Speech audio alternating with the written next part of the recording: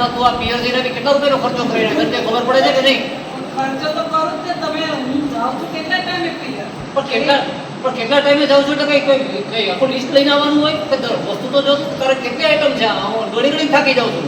પણ આખા વર્ષનું હું ત્યાંથી લઉં તો પછી મને જોઈએ તો ખરા ને ખર્ચા માટે જોઈએ પૈસા બી પણ પિયર એક વાર કે અહીંયા તો 2 વાર બજારમાં ફરીને આવે એનું શું કરવાનું મારે? અહીંયા મને જે જોઈતી હતી મળતી હતી ત્યાં અહીંયા નથી મળતી હું ક્યાંથી લઈ ત્યાંથી લઈને આવવાનું બધું અહીંયાથી લેવાનું ત્યાંથી લેવાનું ઘર પર આખું ભરાઈ ગયું.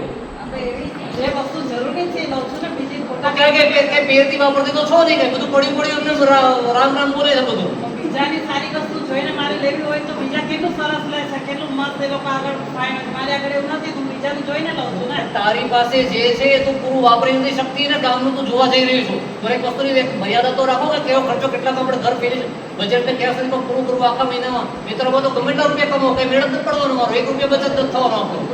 તું બજેટ નથી દેતો એટલે હું મારી રીતે જલસા કરું છું તું એક વખત બજેટ આપી દે તું જલસા ના કરું અરે કોઈનું જોઈને વસ્તુ ના લઉં.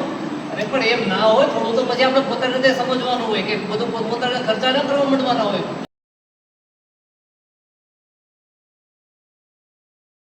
આપણે ખર્ચો ખરેખર ઘણો વધારે થયો છે. આપણે બે બેસીને જોઈ લઈએ કે આમાં કયો ખર્ચો એકચ્યુઅલી સાવ યુઝલેસ છે એટલે નેક્સ્ટ ટાઈમથી આ વસ્તુ થોડી ધ્યાનમાં રહે તારા અને મારા બંને માટે. નહીં તો શું છે કે આપણા આટલા પૈસા ખાલી ખોટા વેસ્ટેજ જતા રહે અને કોઈ એનું સેવિંગ્સ પણ ના થાય ઇન્વેસ્ટમેન્ટ પણ ના થાય.